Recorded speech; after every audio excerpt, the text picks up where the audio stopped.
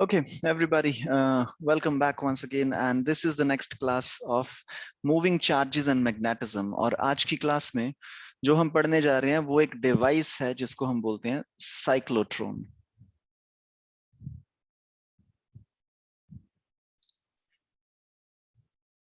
सबसे पहले तो साइक्लोट्रॉन करता क्या है? So cyclotron is a device that is used to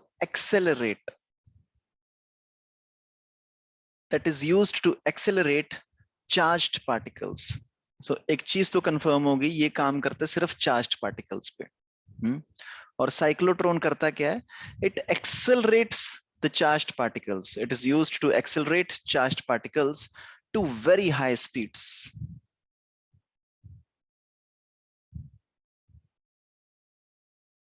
okay, so एक ऐसा डिवाइस हम बनाने की कोशिश करेंगे जो कि किसी चार्ज्ड पार्टिकल को बहुत तेज स्पीड के साथ, बहुत तेज वैल्यू के साथ एक्सेलरेट कर दे। अब ज्यादा एक्सेलरेशन का हमको फायदा क्या होगा? क्योंकि जितनी ज्यादा एक्सेलरेशन होगी उतनी ज्यादा स्पीड होगी, because we know v is equal to u plus at। तो अगर हम बहुत ज्यादा एक्सेलरेशन प्रोड्यूस कर सकें, that means we can produce a very high speed. That is why we use this cyclotron to create high speed of charged particles. और अब high speed का भी हमें क्या करना है ना? चार्ज्ड पार्टिकल की अगर स्पीड ज्यादा हो जाएगी तो उससे हमें क्या मतलब? तो बेसिकली जब अगर स्पीड ज्यादा होगी तो उसकी kinetic energy which is equal to 1/2 mv², वो भी बहुत ज्यादा हो जाएगी। तो हमें इससे मतलब है एनर्जी से। Our concern is we want some charged particles जिनकी बहुत ज्यादा एनर्जी हो, और उस एनर्जी के लिए सबसे पहले हमें क्या करना पड़ेगा? बहुत ज्यादा उनकी वेलोसिटी करनी पड़ेगी।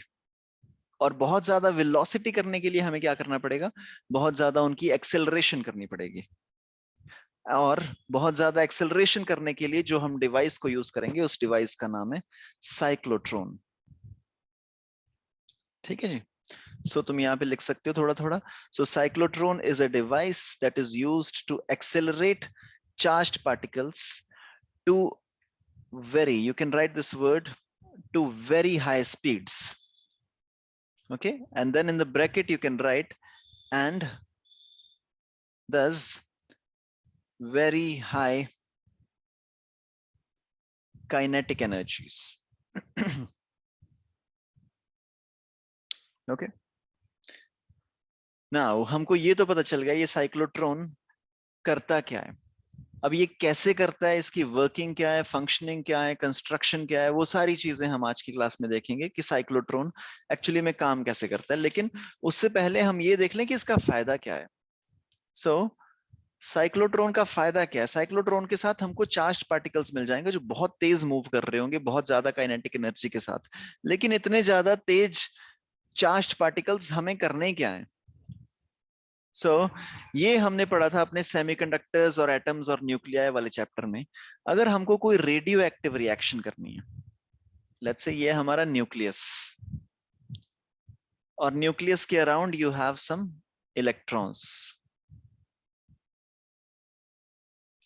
तो अगर मान लो तुम्हारा कोई चार्ज्ड पार्टिकल है, एक प्रोटॉन है, इलेक्ट्रॉन है, कुछ भी है, तो वो अगर यहां से निकल रहा है, लेट्स से नॉर्मल स्पीड के साथ वो यहां से निकल रहा है, तो ज्यादा से ज्यादा वो क्या करेगा? वो इस एटम का जो एटॉमिक कॉन्फ़िगरेशन है, एटॉमिक कॉन्फ़िगरेशन होता है ना, 2s2 2p2 2p6 all this, वो ज्यादा से ज्यादा इस एटॉमिक कॉन्फ़िगरेशन के साथ मैसअप करके थोड़ा सा कुछ नया यहाँ पे एक आयन या फिर एक नया एटम बना देगा, या फिर इसका कुछ आइसोटोप बना देगा। मान लो यहाँ पे एक इलेक्ट्रॉन था और वो इलेक्ट्रॉन इस पे जाके मिल गया, तो ये एक आयन बन जाएगा, है ना? इस पे एक नेगेटिव चार्ज आ जाएगा। या फिर यहाँ पे एक प्रोटॉन था, वो प्रोटॉन इसके साथ जाके मिल गया, तो ये एक पॉजिटिव आयन बन जाएगा। तो ये नॉर्मली होता है ऐसे। हम एटॉमिक कॉन्फ़िगरेशन के साथ थोड़ा सा खेलते हैं, और एटॉमिक कॉन्फ़िगरेशन के साथ खेलने की वजह से हमारे पास आयन बन जाता है, कोई नया एटम बन जाता है, बेसिकली आइसोटोप वगैरह हमको मिल जाते हैं। लेकिन हमें चाहिए बहुत ज्यादा हाई स्पीड चार्ज्ड पार्टिकल्स अगर हमको यहाँ पे छेड़छाड़ करनी है अंदर वाले न्यूक्लियस से।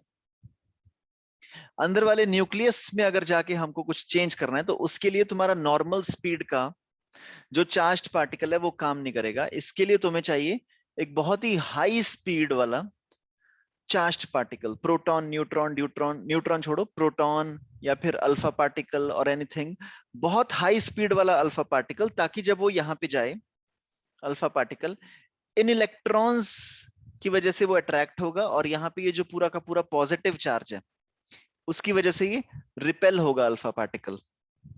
किया था ना कुछ कुछ गोल्ड के साथ, है ना, गोल्ड का एटम लेके हमने एक अल्फा पार्टिकल फायर किया था, है ना, देखा था ना कि अल्फा पार्टिकल कितनी पास जा सकता है। Yes, distance of closest approach or not, atoms वाले चैप्टर में, है ना, एटम्स वाले चैप्टर में हमने क्या किया था, एक गोल्ड का न्यूक्लियस लिया Au और एक अल्फा पार्टिकल यहां से फायर किया किसी एनर्जी के साथ, काइनेटिक एनर्जी K के साथ, और वो उस काइनेटिक एनर्जी के साथ जब हमने अल्फा पार्टिकल फायर किया तो एक पर्टिकुलर डिस्टेंस पे जाके वो वापस आ जाता था। क्यों वापस आता था? क्योंकि ये भी पॉजिटिव है, गोल्ड का न्यूक्लियस भी पॉजिटिव है। अब हम चाहते हैं कि ये अल्फा पार्टिकल गोल्ड के न्यूक्लियस के अंदर घुस जाए, क्योंकि हमको कुछ रेडियो एक्टिव रिएक्शंस करवानी है। तो उसके लिए हम क्या करेंगे, इसकी काइनेटिक एनर्जी को और बढ़ाएंगे। काइनेटिक एनर्जी को और ज्यादा बढ़ाने के लिए क्या करना पड़ेगा, इसकी वेलोसिटी को बढ़ाना पड़ेगा। वेलोसिटी को बढ़ाने के लिए क्या करना पड़ेगा, एक्सेलरेशन को बढ़ाना पड़ेगा। एक्सेलरेशन को बढ़ाने के लिए हम यूज करेंगे साइक्लोट्रॉन। इसलिए हम पढ़ रहे हैं ये topic, that is cyclotron. Okay, so इसकी यूजेस में तुम लिख सकते हो, a cyclotron is basically used to conduct nuclear reactions, क्योंकि साइक्लोट्रॉन्स से तुमको तेज चलने वाले फास्ट मूविंग चार्ज्ड पार्टिकल्स मिलेंगे, which are in turn helpful in creating some nuclear reactions. Okay, so this was the basic of what a cyclotron is. अब ये cyclotron काम कैसे करता है, कंस्ट्रक्शन क्या है, वर्किंग कैसे है, वो सारी चीजें हम समझेंगे। तो लेट्स अंडरस्टैंड कि साइक्लोट्रॉन की फर्स्ट ऑफ ऑल तो कंस्ट्रक्शन क्या होती है। लेकिन कंस्ट्रक्शन से भी पहले क्या तुम्हारे दिमाग में कुछ आ रहा है? मान लो तुम्हारे पास एक चार्ज्ड पार्टिकल है Q, मैं तुमको बोल दूं मैंने तुम्हें कुछ चार्ज दे दिया 3Q, पॉजिटिव 3Q, तुम्हें इसको एक्सेलरेट करवाना है, तुम्हें इसको मूव करवाना है, यानी कि इसकी स्पीड को चेंज कराना है। तो तुम बोलोगे यार इसमें कोई दिक्कत वाली बात है नहीं, इसके आसपास तुम क्या करो, एक इलेक्ट्रिक फील्ड लगा दो। मैग्नेटिक फील्ड लगाने का फायदा नहीं होगा। मान लो हमने मैग्नेटिक फील्ड लगा भी दी, मैग्नेटिक फील्ड की वजह से क्या होगा, ये गोल गोल घूमना स्टार्ट कर देगा सेम वेलोसिटी के साथ। तो मैग्नेटिक फील्ड लगाने का कोई फायदा नहीं है। लेकिन क्या हम एक इलेक्ट्रिक फील्ड लगा सकते हैं? अगर मेरे पास यहाँ पे एक पॉजिटिव इलेक्ट्रोड है और यहाँ पे मेरे पास एक नेगेटिव इलेक्ट्रोड है, तो क्या यहाँ पे इस पूरे स्पेस में मेरे पास एक इलेक्ट्रिक फील्ड बन के आ जाएगी? सो this is the electric field. इस इलेक्ट्रिक फील्ड के अंदर मैं इस चार्ज को इंसर्ट कर देता हूं। यहाँ पे अगर ये चार्ज पड़ा इस इलेक्ट्रिक फील्ड के अंदर तो क्या होगा, इस इलेक्ट्रिक फील्ड की वजह से चार्ज पे एक फोर्स लगना स्टार्ट हो जाएगी, and that force will be equal to F is equal to charge times electric field. ठीक है, और इस फोर्स की वजह से एक एक्सेलरेशन प्रोड्यूस होगी, दैट विल बी QE/m। अब क्योंकि यहाँ पे ये एक्सेलरेटेड मोशन में जा रहा है हमारा चार्ज, तो यहाँ पे वेलोसिटी बढ़ती जाएगी, बढ़ती जाएगी, बढ़ती जाएगी, बढ़ती जाएगी। जितनी हमें वेलोसिटी चाहिए उतनी वेलोसिटी तुम ले लो यहाँ पे, है ना। सो अगर मैं t टाइम के बाद तुमको वेलोसिटी पूछूं, t टाइम के बाद velocity can be given by this formula v is equal to u plus at, which is equal to, initial तो जीरो है, which is equal to QE/mt। मतलब किसी भी टाइम t के बाद जो इस चार्ज की वेलोसिटी होगी दैट विल बी QE/mt। तो हमने नॉर्मली एक इलेक्ट्रिक फील्ड को लगाया, दो इलेक्ट्रोड्स को लगाया, और उसकी वजह से वेलोसिटी इसकी बढ़ती जा रही है, बढ़ती जा रही है। मतलब कि हमने अपना टारगेट अचीव कर लिया। हमें ज्यादा वेलोसिटी वाला चार्ज्ड पार्टिकल चाहिए था ना, हमको मिल गया ज्यादा वेलोसिटी वाला चार्ज्ड पार्टिकल। तो बेसिकली बिना कोई साइक्लोट्रॉन वगैरह यूज किए हमने एक बहुत हाई मूविंग, हाई स्पीड वाला चार्ज्ड पार्टिकल क्रिएट कर लिया, जिसकी स्पीड कॉन्स्टेंटली बढ़ती रहेगी, बढ़ती रहेगी, बढ़ती रहेगी। तो हम ये वाली चीज भी यूज कर सकते हैं, साइक्लोट्रॉन की जरूरत ही नहीं है। लेकिन इस वाली चीज में पता है एक प्रॉब्लम है। इस वाली चीज की बेसिक प्रॉब्लम इज कि जब ये वेलोसिटी धीरे धीरे बढ़ेगी ना, तो इस चार्ज को यहां पे जगह भी चाहिए होगी ना आगे ट्रेवल करने की, क्योंकि इस फॉर्मूले में कहीं डिस्प्लेसमेंट तो आया नहीं, लेकिन अपना फॉर्मूला होता है ना एक v² is equal to u² plus 2as।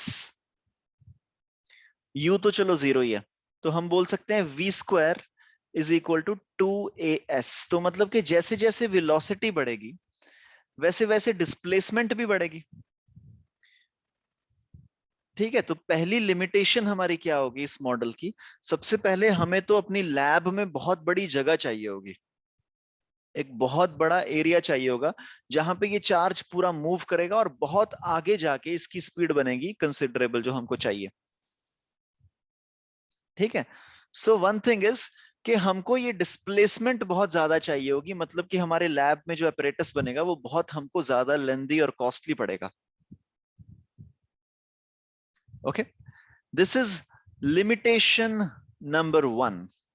ये वाली चीज हम क्यों नहीं यूज कर रहे?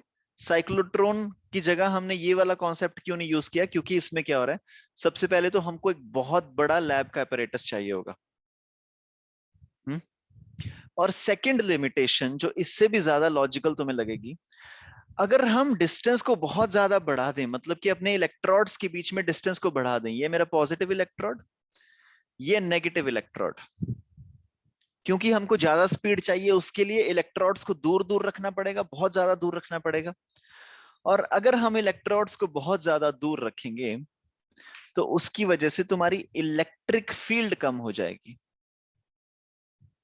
ये हमने पढ़ा था ना, electric field is equal to v/d, है ना? Electric field is equal to v/d, तुम्हारा पोटेंशियल डिफरेंस तुमने कांस्टेंट रखा हुआ है। और अगर हमको हाई स्पीड चाहिए, हाई स्पीड के लिए हमें क्या करना पड़ेगा? ये डिस्टेंस बढ़ाना पड़ेगा। और अगर हमने ये डिस्टेंस को इंक्रीज कर दिया तो तुम्हारी इलेक्ट्रिक फील्ड कम हो जाएगी। अगर ये इलेक्ट्रिक फील्ड कम होगी तो मतलब एक्सेलरेशन भी कम हो जाएगी, और अगर एक्सेलरेशन ही कम हो गई तो फिर उसको स्पीड अप करना और ज्यादा डिफिकल्ट हो जाएगा। है ना? समझ में आ रहा है? सो सेकंड लिमिटेशन इज, हम पहली लिमिटेशन तक तो चल गया था। पहली लिमिटेशन क्या था? हमारा जो पूरा अपरेटस है वो कॉस्टली हो जाएगा। Why costly? बिकॉज हमारा डिस्प्लेसमेंट बहुत ज्यादा हो जाएगी। जब तक इसकी स्पीड बढ़ेगी चार्ज पार्टिकल की, तब तक डिस्प्लेसमेंट बहुत ज्यादा हो जाएगी। सेकंड लिमिटेशन इज कि अगर हमने डिस्प्लेसमेंट को बढ़ा दिया, ठीक है, अगर हमने डिस्प्लेसमेंट को बढ़ा दिया, दैट मींस इस फॉर्मूले के हिसाब से हमने इलेक्ट्रिक फील्ड को कम कर दिया। और अगर इलेक्ट्रिक फील्ड को कम कर दिया तो मतलब हमने एक्सेलरेशन को कम कर दिया। और अगर हमने एक्सेलरेशन को कम कर दिया मतलब हमने फाइनल वेलोसिटी को कम कर दिया। तो मतलब हमारा पूरा का पूरा कॉन्सेप्ट ही फेल हो गया। हमें तो हाई स्पीड वाले चार्ज्ड पार्टिकल्स चाहिए थे। ठीक है, इसका मतलब ये वाला तरीका हम नहीं लगा सकते कि सीधा सीधा उसको इलेक्ट्रिक फील्ड में रख दिया और चार्ज्ड पार्टिकल एक्सेलरेट होता जा रहा है। और इसीलिए हम पढ़ेंगे अपना आज का topic which is about cyclotron.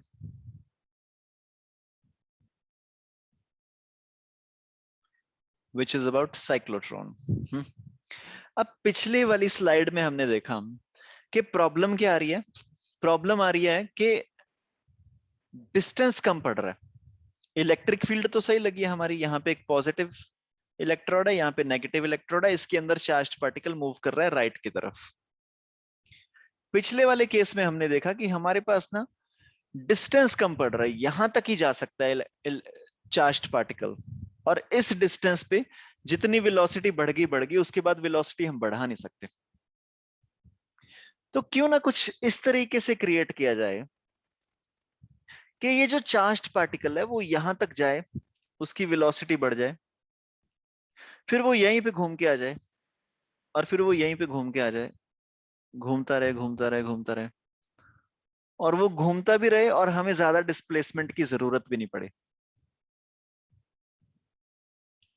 ठीक है, मतलब कि सेम डिस्प्लेसमेंट के अंदर जो चार्ज पार्टिकल है वो बार बार घूमता घूमता घूमता घूमता अपनी वेलोसिटी को बहुत ज्यादा इंक्रीज कर दे रहा है वो चार्ज पार्टिकल। ठीक है, एक मैं तुम्हें सिंपल सा कॉन्सेप्ट बताता हूँ किस तरीके से कर सकते हैं। मान लो ये मेरा पॉजिटिव इलेक्ट्रोड है और ये नेगेटिव इलेक्ट्रोड है, नेगेटिव। यहां पे कोई पॉजिटिव चार्ज हमने ले लिया, तो सबसे पहले क्या होगा, ये चार्ज इधर अट्रैक्ट होगा, यहां पे जाके ये चार्ज की मैक्सिमम वेलोसिटी आ जाएगी, चार्ज यहां पे पहुंच जाएगा, चार्ज की मैक्सिमम वेलोसिटी आ जाएगी क्योंकि एनोड वहां पे बन गया। ठीक है, एनोड आ गया ऑलमोस्ट यहां पे, इसके आगे चार्ज जा नहीं सकता।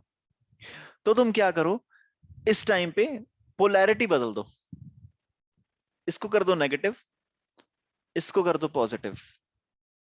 तो एकदम से क्या होगा, चार्ज यहां पे पहुंचे और फिर उसको ये वाला बंदा अट्रैक्ट करने लग जाएगा, तो फिर ये वापस आना स्टार्ट हो जाएगा। और जैसे ही चार्ज यहां पे पहुंचा, पोलैरिटी को फिर बदल दो, अब चार्ज इधर अट्रैक्ट होगा, फिर चार्ज वापस अट्रैक्ट होगा, फिर चार्ज वापस अट्रैक्ट होगा, फिर चार्ज वापस अट्रैक्ट होगा। इस तरीके से charge to and fro move करता रहेगा और उसकी वेलोसिटी बढ़ती रहेगी।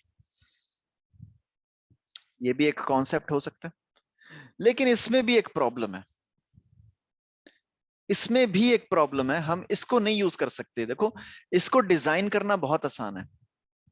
इसको डिजाइन हम किस तरीके से करेंगे, यहां पे तुम्हें बेसिकली एक एसी सोर्स लगाना पड़ेगा। तुम एसी का एक सोर्स लगा दो, इसको हम बोलते हैं ऑसिलेटर। ऑसिलेटर में क्या होता है कि पोलैरिटी चेंज होती रहती है, पहले ये पॉजिटिव है, ये नेगेटिव है, थोड़ी देर बाद ये नेगेटिव हो जाएगा, ये पॉजिटिव हो जाएगा। तो यहाँ पे हमने एसी करंट लगा दिया, मतलब एक बार ये इस पोलैरिटी के साथ चल रहा है, दूसरी बार ये इस पोलैरिटी के साथ चल रहा है। तो यहाँ पे हमने क्या किया, चार्ज्ड पार्टिकल को पहले इधर अट्रैक्ट करवाया, फिर चार्ज पार्टिकल को इधर अट्रैक्ट करवाया, फिर चार्ज पार्टिकल को इधर अट्रैक्ट करवाया, फिर इधर अट्रैक्ट करवाया, फिर इधर अट्रैक्ट करवाया। और चार्ज पार्टिकल ऐसे ऐसे बढ़ता गया बढ़ता गया बढ़ता गया, उसकी वेलोसिटी एंड में बहुत ज्यादा हो जाएगी। लेकिन हम ये वाला कॉन्सेप्ट भी नहीं यूज कर सकते। तो क्या किसी के दिमाग में ऑलरेडी आ चुका है कि इसकी क्या लिमिटेशन हो सकती है, जो अभी अभी हमने डिस्कस किया? क्या इस पूरे कॉन्सेप्ट में कोई प्रॉब्लम लग रही है?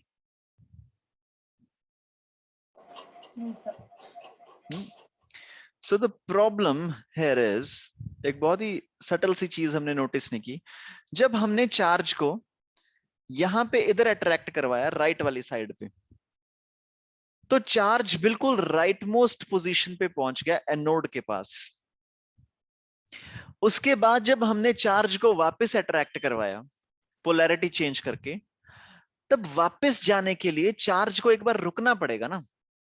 यहां जाते जाते चार्ज की स्पीड बहुत ज्यादा होगी, बहुत तेज होगी, उसके बाद एक्सेलरेशन पीछे की तरफ लगने लगी, तो चार्ज वापस जाके रुकेगा ना। पहले देखो यहां जा रहा था, यहां जाके चार्ज रुक गया, और जब चार्ज रुक गया फिर वो वापस आएगा बहुत हाई स्पीड के साथ, फिर रुक गया, फिर आगे चला गया, फिर रुक गया, फिर वापस आ गया, फिर रुक गया, फिर रुक गया, रुक गया, रुक गया। मतलब कि हर टर्न पे चार्ज को रुकना पड़ रहा है ना, हर टर्न पे रुकना पड़ रहा है चार्ज को। इसका मतलब वो चार्ज अपनी वेलोसिटी को कभी भी बहुत तेज नहीं कर पाएगा। दिस इज जस्ट लाइक, मान लो तुम ना, ओलंपिक्स चल रहा है आजकल, मान लो तुम लॉन्ग जंप वाले हो, ठीक है, और तुम्हें लॉन्ग जंप लेनी है यहां से, तो ये है वो मिट्टी, तो तुम्हें बेसिकली यहां से जंप करना है। This is your safe line, white वाली लाइन होती है ना, तो तुम्हें यहां से जंप करना है इसके अंदर। ठीक है, तो यहां जंप करने के लिए तुम पीछे से भाग के आते हो, यहां से लेट्स से तुम 100 मीटर पीछे से भाग के आ रहे हो, ताकि तुम्हारी स्पीड बहुत ज्यादा बढ़ जाए, और स्पीड बढ़ने के बाद उसके बाद तुम्हें जस्ट अपनी बॉडी को राइज करना है 45 डिग्री के एंगल पे, ताकि तुम मैक्सिमम रेंज पे जाके गिरो। ठीक है, तो ये हम स्प्रिंट क्यों करते हैं, ताकि मेरी स्पीड बढ़ जाए। Everything you know, fast bowlers पीछे से क्यों भाग के आते हैं, ताकि उनको वो एक स्ट्रेंथ मिल जाए, एक पीछे वाली स्पीड मिल जाए। एक बार मैं पीछे से भाग के आ रहा हूं, उसके बाद बस मेरे को सिर्फ हाथ घुमाना है, अगर मैंने सही से हाथ घुमा दिया तो मेरी बॉल तेज जाएगी उसके बाद। अब ये जो 100 मीटर तुम पीछे से भाग के आ रहे हो, अगर मैं तुमको बोलूं कि यार तुम 100 मीटर इस तरीके से क्यों भाग के आ रहे हो, तुम यहां से 10 मीटर लो, 10 मीटर, पहले तुम ऐसे भागो, फिर वापस चले जाओ, ऐसे भागो, ऐसे भागो, ऐसे भागते भागते एंड में जंप मार देना 10-15 राउंड पूरे करके। तुम बोलोगे यार ये क्या है, मतलब इस तरीके से मेरी स्पीड थोड़ा ना बनेगी। तो हमें इंट्यूटिवली समझ में आ रहा है कि इस तरीके से मेरी स्पीड नहीं बन सकती। और इसका कारण क्या है, इस तरीके से स्पीड हमारी क्यों नहीं बन सकती? क्योंकि हम जब आगे जाएंगे फिर वापस आने के लिए हमको रुकना पड़ेगा। रुक के वापस आएंगे, फिर रुक के आगे जाएंगे, फिर रुक के वापस जाएंगे, फिर रुक के आगे जाएंगे, फिर then stop stop stop stop. तो एंड में जो तुम्हें फायदा होगा वो सिर्फ ये एंड वाले 10 मीटर का होगा। सिर्फ एंड वाली जो 10 मीटर की स्प्रिंट होगी उसकी वजह से तुम रन अप लेके आगे बढ़ पाओगे। मतलब कि 100 मीटर का हमें फायदा नहीं होगा, सिर्फ 10 मीटर का फायदा होगा, क्योंकि हमें हर मीटर के बाद, हर 10 मीटर के बाद रुकना पड़ रहा है। करेक्ट? लेकिन तुम सोच के देखो, मान लो मैं तुम्हें एक्चुअल में यही दूं, मैं तुम्हें बोलूं कि भाई तुम्हारे पास 10 मीटर की जगह ही है, 10 मीटर के अंदर अंदर ही तुमको रन अप लेना है, ठीक है? ये टोटल 100 था, तुम्हारे पास सिर्फ ये 10 मीटर की जगह ही है, इसके अंदर अंदर ही तुमको रन अप लेना। तो बताओ तुम कैसे रन अप लोगे?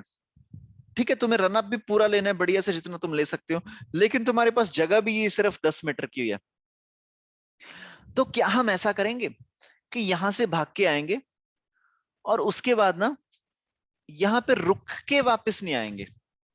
रुक के वापस आने की बजाय हम यहां से आगे जाके ऐसे थोड़ा सा गोल घूमेंगे, ऐसे काफी सारे गोल गोल हम चक्कर लगाएंगे ताकि मेरे को रुकना ना पड़े। और एंड में गोल गोल चक्कर लगा लगा के जब बहुत ज्यादा स्पीड बढ़ गई, फिर एकदम से यहां से जंप मार जाएंगे। ठीक है, इसमें ज्यादा फीलिंग आ रही है ना, क्योंकि जब मैं गोल गोल घूमूंगा तो मेरे को रुकना नहीं पड़ रहा। इवन दो मैं आगे जाके वापस आऊंगा, आगे जाके मैं वापस आ रहा हूं, लेकिन इस बार मैं रुक के नहीं वापस आ रहा, मैं ऐसे चक्कर काट के वापस आ रहा हूं। समझ में आ रहा है? Please give me a thumbs up. ये चीज फील होगी कि अगर हमारे पास 10 मीटर की जगह ही है, तो 10 मीटर की जगह में अगर मेरे को ज्यादा बड़ा रन अप लेना है, then I have to go in circular motions. And this is exactly what we are going to do in a cyclotron. Cyclotron में हम इलेक्ट्रिक फील्ड यहीं पे रखेंगे, इसी जगह पे, ये पॉजिटिव इलेक्ट्रोड, ये नेगेटिव इलेक्ट्रोड। अब इसके अंदर जो चार्ज्ड पार्टिकल होगा, हम चार्ज्ड पार्टिकल को बोलेंगे कि भाई तुम एक बार इधर जाओ, और उसके बाद वापस आते टाइम ना तुम पूरा का पूरा ऐसे रुक के वापस मत आओ, तुम वापस आते टाइम ऐसे गोल गोल वापस आ जाओ। और गोल गोल वापस आके जब तुम्हारी पूरी स्पीड बन जाएगी, उसके बाद हम तुम्हें यहां से बाहर निकाल देंगे बहुत हाई वेलोसिटी के साथ। And to be very precise, होता क्या है, चार्ज्ड पार्टिकल बिल्कुल सेंटर से स्टार्ट करता है। पहले चार्ज्ड पार्टिकल ऐसे जाता है, ऐसे जाता है, ऐसे जाता है, फिर एंड में ऐसे चार्ज्ड पार्टिकल बाहर निकल जाता है। This is how a cyclotron works. Basically मैंने जस्ट फंडा समझाया कि साइक्लोट्रॉन में हम करेंगे क्या। चार्ज्ड पार्टिकल होगा, हमारे पास जगह कम है, तो इसलिए हम उसको गोल गोल घुमा घुमा के बाहर फेंकेंगे। ठीक है, और अब हम किस चीज से गोल गोल घुमाएंगे, अब हम बात करते हैं एक्चुअली में जो साइक्लोट्रॉन की कंस्ट्रक्शन है उसकी। ठीक है, सो अब हम शुरू करने जा रहे हैं अपना आज की class, which is cyclotron. Already हमको पता चल गया कि हम करने क्या वाले हैं, चार्ज को हम गोल गोल घुमाएंगे। तो गोल गोल घुमाने के लिए हमें कोई जगह चाहिए जहां पे वो गोल गोल घूम सकता है। So we will take something which is called as a metallic D। ठीक है, ये ना एक 3D शेप है, I am not sure if मैं अच्छे से बना पाया हूं इसको, तो मैं ये इमेजिन करनी पड़ेगी। सो दिस इज बेसिकली, मेरे को एक साइड इसकी शेड कर देनी चाहिए। सो बेसिकली ये एक hollow metallic D, this is a hollow metallic D. ठीक है, अब यहां से ये हॉलो है, लाइक इसके अंदर कोई चीज जा सकती है। ठीक है, लेकिन ये बाहर से कवर्ड है, तो इसके अंदर and a charged particle can go and just travel around and come back like this. Okay, because this is a hollow metallic D. और जिस तरह से ये एक हॉलो मेटेलिक डी है, ऐसी एक और हॉलो मेटेलिक डी है which is in the other direction.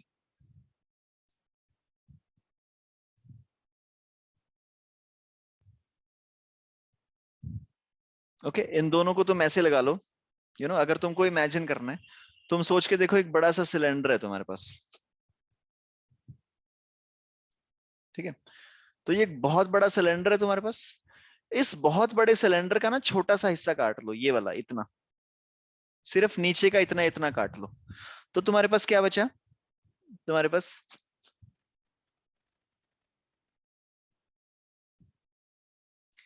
ये बच जाएगा ना, बहुत ही छोटा सा सिलेंडर बच जाएगा तुम्हारे पास। फिर इस सिलेंडर को तुम बीच में से यहां से काट दो। अब अगर तुमने इसको बीच में से काट दिया तो तुम्हारे पास क्या बचेगा? इधर एक बचेगा सर्कल, और एक सर्कल बचेगा इधर। बेसिकली यही है। दो डीज हैं, और इनको हम इकट्ठे क्या बोलते हैं? These are called dees. Okay. और ये जो साइक्लोट्रॉन का कॉन्सेप्ट था, ये हमको दिया था कौन से भाई साहब? लॉरेंट्स। ठीक है, जिनके बारे में हम कल पढ़ रहे थे, लॉरेंट्स फोर्स, उन्होंने हमको ये साइक्लोट्रॉन का कॉन्सेप्ट दिया था। इसमें होता क्या है? वी हैव टू डीज, और इन डीज के अंदर अंदर हम चार्ज्ड पार्टिकल को घुमाएंगे। तो सबसे पहले हमारे पास होना चाहिए चार्ज्ड पार्टिकल, तो यहां पे तुम लगा लो there is a source of charged particle. Okay, so this is a source of charged particle. यहां से चार्ज्ड पार्टिकल प्रोड्यूस किए जाएंगे, और उन चार्ज्ड पार्टिकल्स को इन दोनों डीज के बीच में हम गोल गोल घुमाएंगे, और गोल गोल घुमा के उनको हम क्या करेंगे? साइड में से यहां से बाहर फेंक देंगे। तो साइड में से हम एक ओपनिंग बना लेते हैं यहाँ पे हल्की सी, या सो यहाँ पे, ठीक है। तो यहाँ पे मैंने थोड़ी सी जगह बना ली है, तो ये है तुम्हारी ओपनिंग। तो पूरा उसको स्पीड अप करने के बाद हम चार्ज्ड पार्टिकल को यहां से एग्जिट करवा देंगे, ठीक है। सो बेसिकली कॉन्सेप्ट क्या हम करेंगे क्या? ये जो चार्ज्ड पार्टिकल है, इसके अंदर जाएगा पहले, फिर इसके अंदर घूमेगा, फिर इसके अंदर घूमेगा, फिर इसके अंदर घूमेगा, फिर इसके अंदर घूमेगा, और घूमता घूमता घूमता घूमता उसकी स्पीड बहुत तेज हो जाएगी। फिर उसके बाद जब बहुत तेज स्पीड होगी, फिर उसको हम फाइनली यहां से एग्जिट करा देंगे। दिस इज द कॉन्सेप्ट, ठीक है। और इसके लिए हम करेंगे क्या? ये जो हमारी दो मेटेलिक डीज है ना, सबसे पहले तो हम यहां पे लगाएंगे एक एसी सोर्स, एक हम लगाएंगे बहुत ही हाई पावर वाला एसी सोर्स, 10,000 वोल्ट का। 10,000 वोल्ट का मतलब क्या है? ये एक साइकिल में 10,000 वोल्ट पॉजिटिव देगा तुमको, दूसरे साइकिल में 10,000 वोल्ट नेगेटिव देगा। और ये एक ऑसिलेटर है, मतलब कि एक बार इसको पॉजिटिव करेगा, इसको नेगेटिव, अगली सेकंड इसको नेगेटिव, इसको पॉजिटिव, इसको पॉजिटिव, इसको नेगेटिव, ठीक है। मतलब कि this is a very high power AC source oscillator. तुम इसको बोल सकते हो वेरी हाई पावर, और ये है एक एसी सोर्स। और ये क्या है? और इसके अलावा ऑसिलेटर। ऑसिलेटर क्या होता है? जो बार बार अपनी पोलैरिटी चेंज करता रहे, ठीक है। एक बार ये पॉजिटिव, ये नेगेटिव, ये नेगेटिव, ये पॉजिटिव, ये पॉजिटिव, ये नेगेटिव, मतलब वो बार बार अपनी पोलैरिटी चेंज कर रहा है, और बहुत ही हाई पावर है उसकी। ओके, अब समझते हैं। अच्छा, कंस्ट्रक्शन में एक और चीज रह गई है, इसमें हम लगाएंगे एक मैग्नेट। और वो मैग्नेट हम इस तरीके से लगाएंगे कि जैसे ये मान लो मेरी पूरी की पूरी डी है, ठीक है। ये तुम्हारी दोनों डीज हैं, तो इस तरीके को मान लो, ठीक है। ये कुछ डीज जैसा लग रहा होगा तुमको। सो लेट्स से ये तुम्हारी डीज हैं, ये था मेरा दोनों डी, मैंने इन दोनों को बीच में से काट लिया। ये मेरी दोनों डीज ऐसे आ गई, एक मेरे लेफ्ट हैंड में, एक मेरे राइट हैंड में, दो डीज बन गई मेरे पास। और मैंने मैग्नेट इस तरीके से लगाया कि इसके नीचे रख दिया मैंने नॉर्थ पोल, ऊपर रख दिया south pole. So magnet is basically a horseshoe magnet, basically जो इस तरीके से लगता है, नीचे नॉर्थ है, ऊपर साउथ है। तो मैग्नेटिक फील्ड मेरी नीचे से ऊपर की तरफ आ रही है, ठीक है। अगर अपनी वाली डायग्राम में हम चेक करने की कोशिश करें, तो ये हमारे दोनों मैग्नेट्स हैं। इन दोनों के अगर तुम नीचे जाओगे, लाइक इनटू द पेपर, तुम्हारा नॉर्थ पोल होगा, और आउट ऑफ द पेपर तुम्हारा साउथ पोल होगा। तो मतलब कि इस पूरे सिनेरियो में जो तुम्हारी मैग्नेटिक फील्ड है that will be from north to south and that will be coming out of the paper.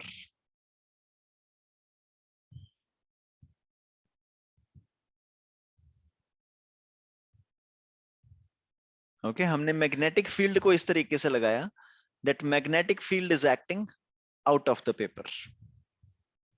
Okay इस तरीके से हमने कैसे लगाया, ये जो पूरा का पूरा हमने सिस्टम रखा हुआ था इसके नीचे रख दिया नॉर्थ पोल, ऊपर रख दिया साउथ पोल, तो मैग्नेटिक फील्ड नॉर्थ से साउथ की तरफ आने लगी इनटू द पेपर. ओके बस जी कंस्ट्रक्शन होगी खत्म, अब हमको करना है अपना काम स्टार्ट. ठीक है, so this was the construction और अब हम समझेंगे इसकी वर्किंग. तो इसकी वर्किंग को समझने के लिए हमको क्या करना पड़ेगा, सबसे पहले इस सोर्स में से एक चार्ज्ड पार्टिकल प्रोड्यूस होगा Q. ओके सो मैं तुम्हें हिंट्स में लिखूंगा, पूरी की पूरी कहानी तुम्हें लिखनी पड़ेगी खुद, मैं हिंट्स लिख रहा हूं. ठीक है, सबसे पहले क्या होगा, सोर्स एक चार्ज्ड पार्टिकल को प्रोड्यूस करेगा Q. अब इन द बिगिनिंग ये तुम्हारा पॉजिटिव है और ये तुम्हारा नेगेटिव है, ये कैथोड ये है एनोड. तो बिगिनिंग में क्या होगा, ये जो चार्ज्ड पार्टिकल है ये चार्ज्ड पार्टिकल नेगेटिव वाले इलेक्ट्रोड की तरफ अट्रैक्ट होगा, तो ये चार्ज्ड पार्टिकल आएगा इसके अंदर, बहुत ही हाई स्पीड से ये इसकी तरफ मूव करना स्टार्ट कर देगा. ठीक है, लेकिन ये जैसे ही डी के अंदर एंटर होगा इस पे इलेक्ट्रिक फील्ड लगनी बंद हो जाएगी, क्योंकि हमने ऑलरेडी पढ़ रखा है इलेक्ट्रिक फील्ड अगर हॉलो सरफेस के लिए हम देखें, कोई भी अगर हॉलो स्फीयर है, कोई भी हॉलो चीज है, तो उसके अंदर इलेक्ट्रिक फील्ड नहीं होती. इनसाइड अ हॉलो शेप अंदर इलेक्ट्रिक फील्ड इज 0. ठीक है, इलेक्ट्रिक फील्ड सिर्फ बाहर बाहर काम कर रही है इस रीजन पे, सिर्फ बाहर वाले एरिया में इलेक्ट्रिक फील्ड काम कर रही है, अंदर इलेक्ट्रिक फील्ड नहीं काम कर रही, क्योंकि ये डी हॉलो है, हमने किया था ना. अगर तुम्हारे पास एक स्फीयर है, उस चार्ज स्फीयर की वजह से यहां पे तो इलेक्ट्रिक फील्ड होगी, if this is a hollow charged sphere, तो इसकी वजह से यहां पे तो इलेक्ट्रिक फील्ड होगी, लेकिन यहां पे अंदर इसके कोई भी इलेक्ट्रिक फील्ड नहीं होगी, क्योंकि इसके अंदर कोई चार्ज है ही नहीं. तो इसका मतलब क्या होगा, सबसे पहले तो ये चार्ज्ड पार्टिकल नेगेटिव प्लेट की तरफ इस तरीके से अट्रैक्ट हो जाएगा और ये डी के अंदर इंसर्ट हो जाएगा, और डी के अंदर इंसर्ट होने के बाद इस पे फोर्स लगनी बंद हो जाएगी, इलेक्ट्रिक फील्ड वाली फोर्स लगनी बंद हो जाएगी. लेकिन मैग्नेटिक फील्ड तो है ना, magnetic field is out of the paper, और इस मैग्नेटिक फील्ड की वजह से this charged particle will go in a circular motion. और उस सर्कुलर मोशन की डायरेक्शन अगर हमको निकालनी है, you can use Fleming's left hand rule, your 4 finger points in the direction of magnetic field, that means अंदर, एंड योर मिडिल फिंगर इधर. तो अगर तुम इसको देखोगे तो ये तुम्हारा बन जाएगा नीचे की तरफ, तुम्हारा सर्कुलर मोशन बन जाएगा नीचे की तरफ इस तरीके से.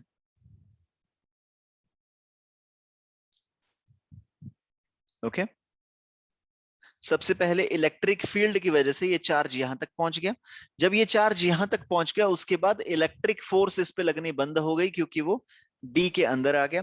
उसके बाद मैग्नेटिक फोर्स ने अपना काम स्टार्ट कर दिया और इसको सर्कुलर मोशन में ऐसे घुमा दिया. और जैसे ये चार्ज यहां पे पहुंचा,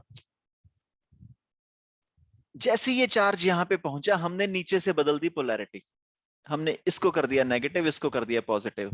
अब तुम्हारा चार्ज्ड पार्टिकल यहां पे इसकी तरफ इस तरह से अट्रैक्ट होगा,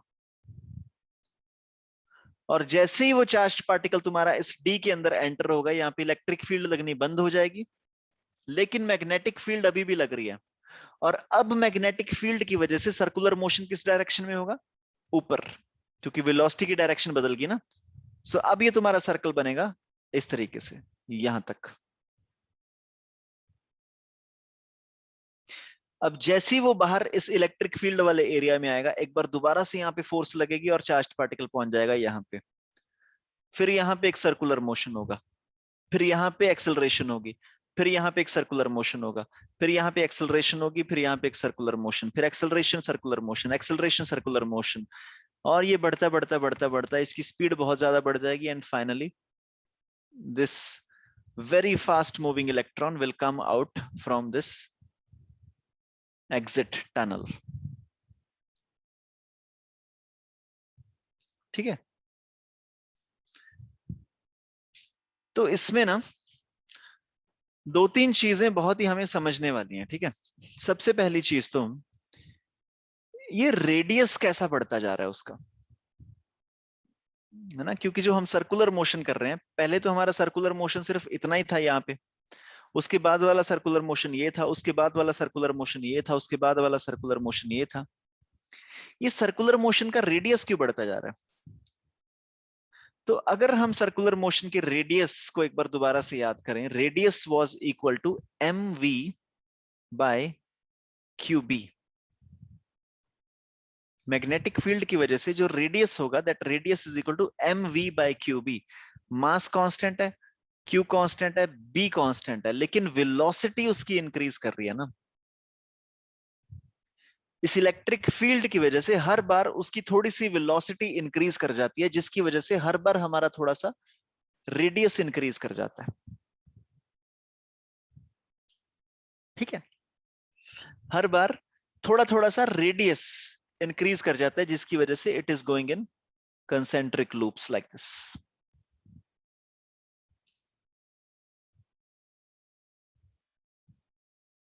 ओके, अब एक और क्वेश्चन हमारे दिमाग में आ सकता है।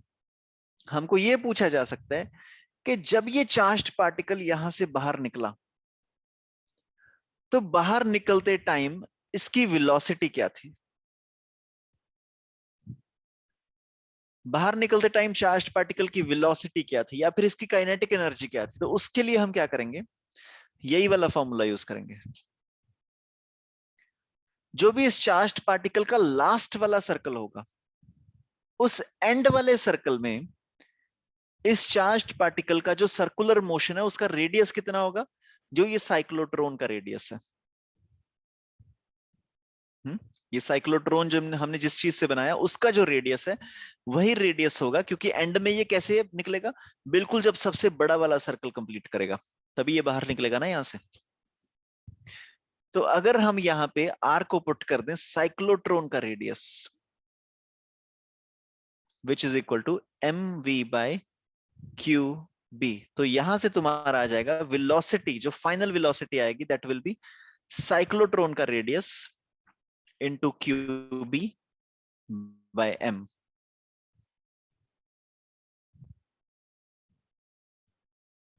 This is the final velocity with which the charged particle will come out.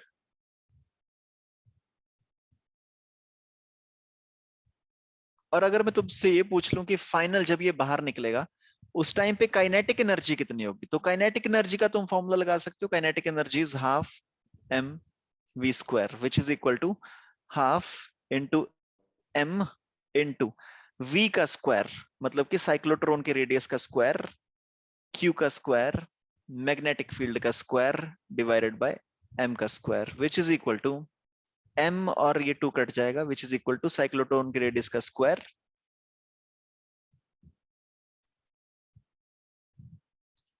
Cyclotron के रेडियस का square into Q square into B square divided bye 2m. This is the kinetic energy with which this charged particle will come out.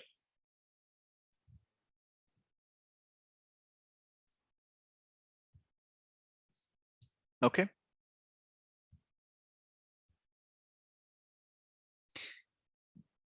Now, एक last चीज बच गई है। सबसे पहले तो ये फॉर्मूले सारे तुमको याद नहीं रखने हैं, ठीक है? ये फॉर्मूला हमको याद नहीं रखना, हमको बस ये पता होना चाहिए R is equal to M V by Q B. अगर ये भी हमको नहीं पता, इसको भी तुम 2 मिनट में डिराइव कर सकते हो।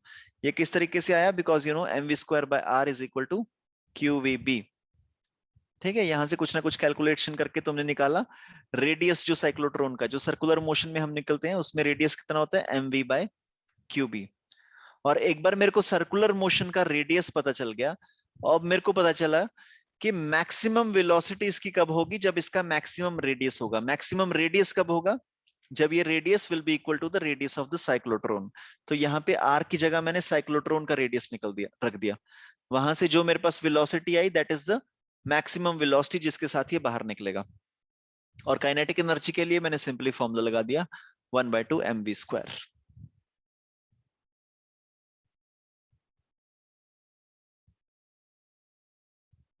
हमने ऑलमोस्ट सब कुछ डिस्कस कर लिया कि इसका रेडियस क्या होगा, वेलोसिटी क्या होगा, एवरीथिंग हमने डिस्कस कर लिया। लेकिन ना एक चीज रह गया अभी भी, ये जो हमने ऑसिलेटर लगाया ना नीचे, ऑसिलेटर को हम किस फ्रीक्वेंसी पे सेट करें। ऑसिलेटर का काम क्या है, एक बार इसको पॉजिटिव रखना, फिर इसको नेगेटिव रखना, फिर इसको नेगेटिव रखना, इसको पॉजिटिव रखना, फिर पॉजिटिव नेगेटिव। बेसिकली ऑसिलेट क्या करेगा, वो वोल्टेज को ऑसिलेट करता जाएगा, वोल्टेज की पोलैरिटी को ऑसिलेट करता जाएगा।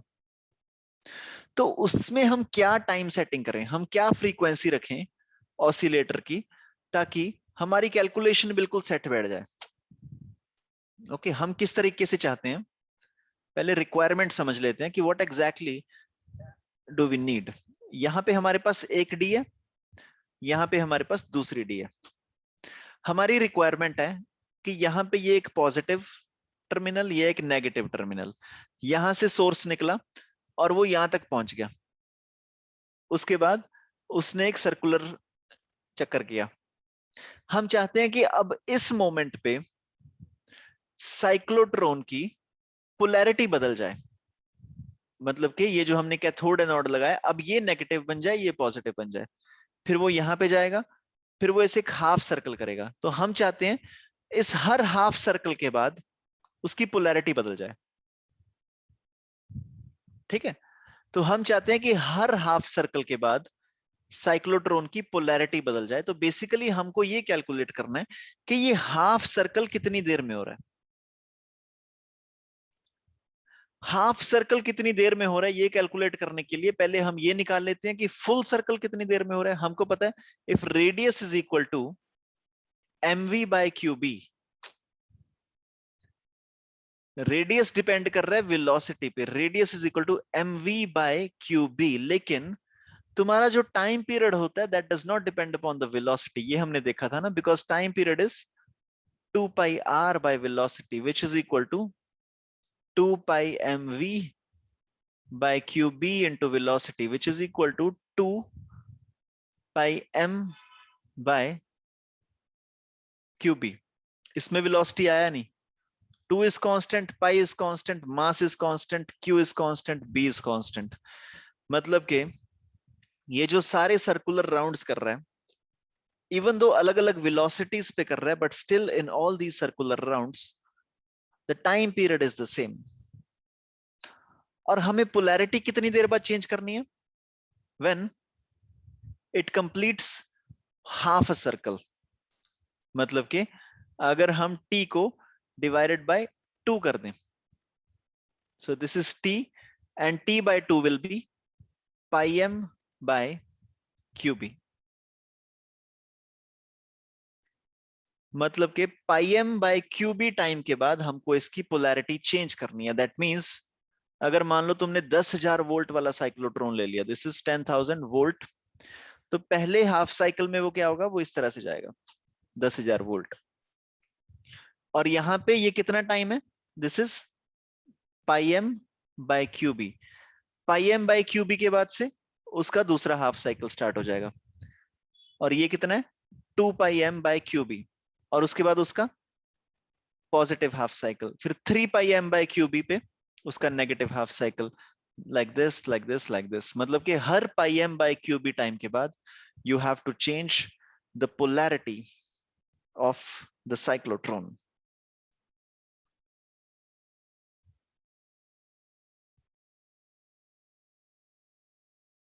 okay, अब इस डिवाइस की कुछ लिमिटेशंस हैं।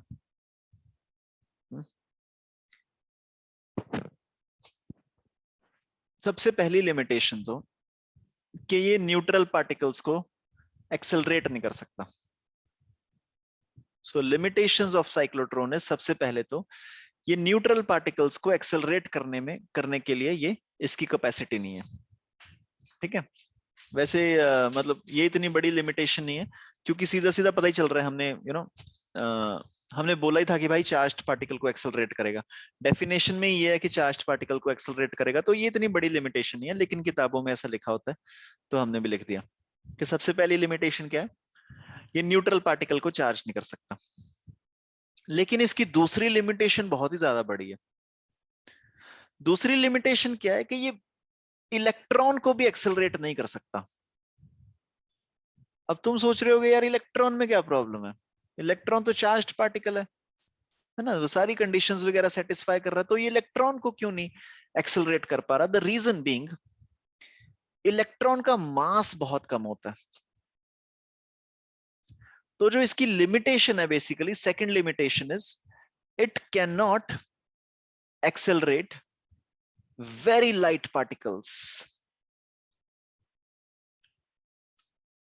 It cannot accelerate very light particles like electrons.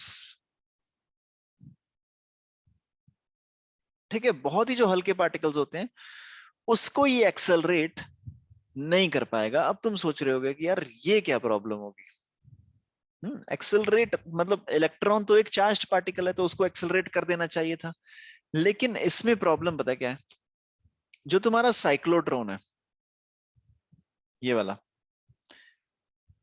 अब जब ये साइक्लोट्रॉन में मान लो तुमने यहाँ पे एक इलेक्ट्रॉन का सोर्स रख दिया, यहाँ पे एक इलेक्ट्रॉन प्रोड्यूस हुआ, तो सबसे पहले इलेक्ट्रॉन पॉजिटिव इलेक्ट्रोड की तरफ अट्रैक्ट होगा, और इस पे चार्ज कितना लगे, इस पे फोर्स कितनी लगेगी, force would be equal to E, जो हमने ये हाई पावर रखी है 10,000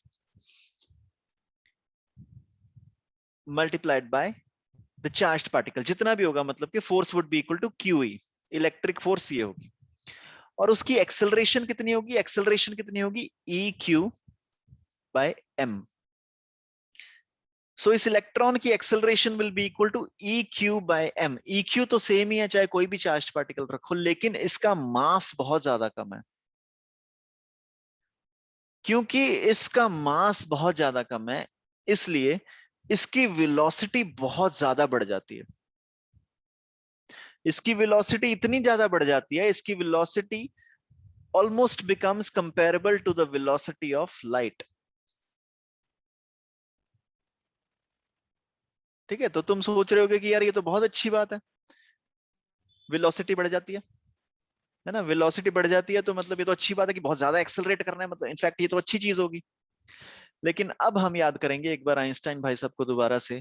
उन्होंने हमको एक रिलेशन दिया था थ्योरी ऑफ रिलेटिविटी में, उन्होंने बोला mass is equal to M not divided by under root of 1 minus V square by C square.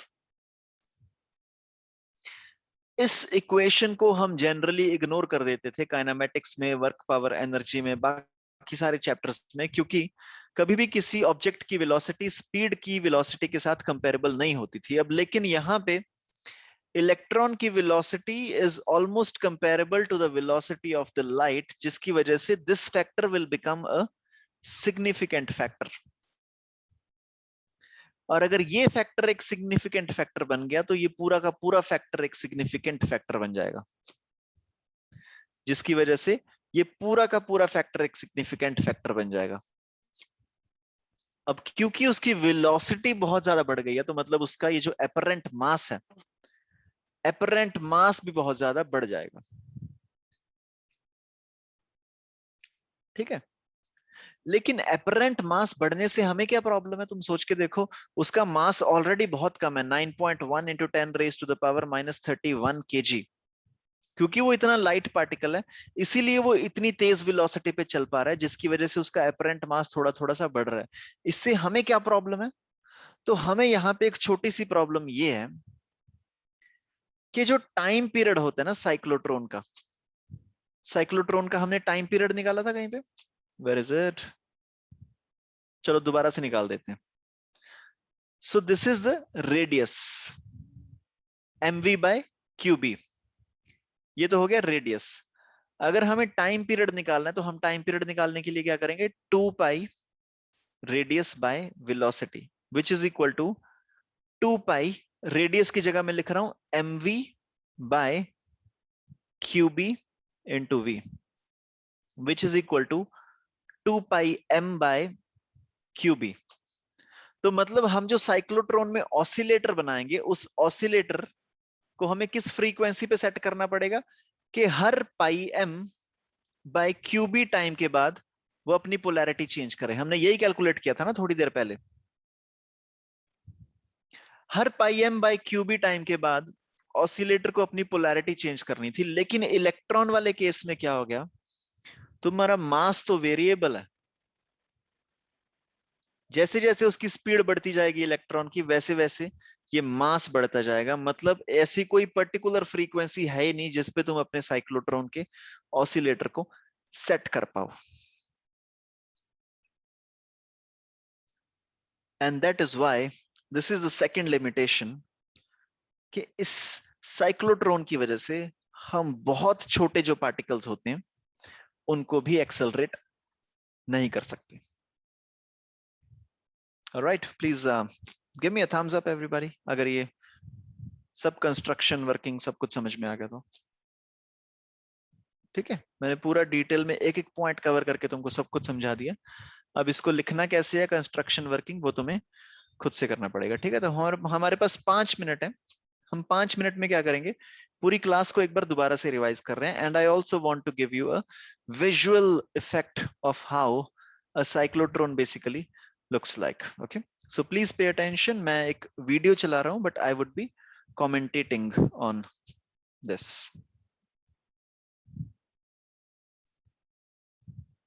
Okay, so ये बेसिकली तुम्हारा साइक्लोट्रॉन है एक।